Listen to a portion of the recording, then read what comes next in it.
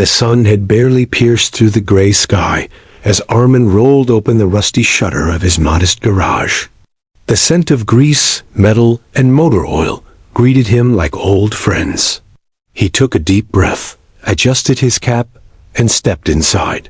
To the rest of the city, Armin was just a quiet man who fixed engines and old machines that no one cared about anymore.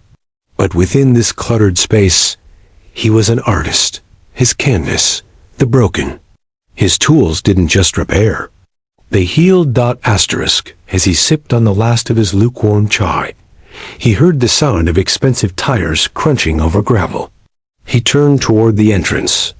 A black Rolls-Royce Phantom, polished to a mirror finish, glided into the narrow lane and stopped in front of his garage. For a moment, he thought it must have taken a wrong turn. Cars like that didn't come here. The driver stepped out first, walking quickly to open the passenger door. From the back emerged a tall, elegant woman, her presence commanding despite the weariness in her eyes. Her silk scarf fluttered in the light breeze, her heels clicking against the concrete. Behind her, a little girl rolled forward in a wheelchair, her delicate hands resting motionless on her lap, her face pale, eyes dull like faded stars. The woman approached him, hesitating for just a moment before speaking. "Are you Armin?" she asked, her tone uncertain. "I am," he replied, setting down his mug. "They told me. You fix things no one else can. I try." She gestured toward the girl. "This is my daughter, Elena. Her chair's been malfunctioning for weeks. We've tried every technician, even flew in an engineer from Germany. Nothing, and without. This chair, her voice faltered. "She's trapped." Armin walked past her, crouched beside the chair, and looked directly at the girl. "Hello," he said gently. Elena gave him a faint nod, but said nothing. "May I?" he asked, pointing to the panel. She nodded again. Armin's hands moved with the ease of someone who didn't just work with machines. He understood them. He examined the joystick controller, tested the torque on the rear wheels, then tilted the chair slightly to check underneath. "There's a misalignment in the drive motor, and the stabilization system's been overridden by a software glitch," he murmured. "Also, the internal circuit has a microfracture. That's why it stutters." The mother blinked. "No one told us that. They said it needed replacing." Armin stood up and wiped his hands. "It can be fixed, but it'll take a few hours." "I'll pay whatever you ask," she said immediately. "I'm not worried about that," he replied. "Would you like to wait inside?" She looked surprised by the offer, but nodded. Armin cleared a small bench near his workspace and handed the girl a cold bottle of water. He brought over a few tools and set to work. For the next 3 hours, the only sounds in the garage were the soft clinking of metal, the occasional whir of a soldering gun, and the low hum of a radio playing old Bollywood songs in the background. Armin worked with laser focus, occasionally glancing at Elena. She sat quietly, watching him, and for the first time in weeks, something flickered in her eyes. Curiosity. Maybe even hope. Midway through the repair, the mother, whose name was Sophia, stepped outside to take a call. Armin glanced up and finally spoke to Elena. "Do you like music?" She hesitated, then nodded faintly. "Me too," he smiled. "Old songs remind me of my dad.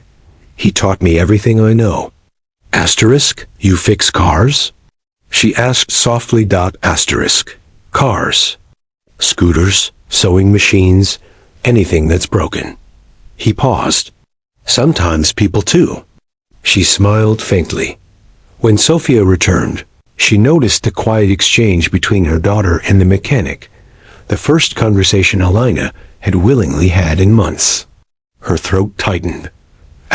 By late afternoon, Armin carefully set down his screwdriver, pressed the main power button on the chair, and watched the dashboard light up green.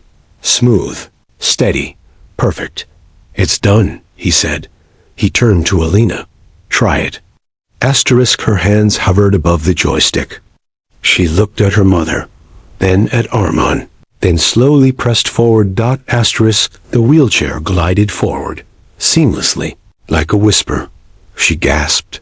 She turned the chair around, then again, then spun slowly. Her laughter burst out of her. Sudden, genuine, radiant.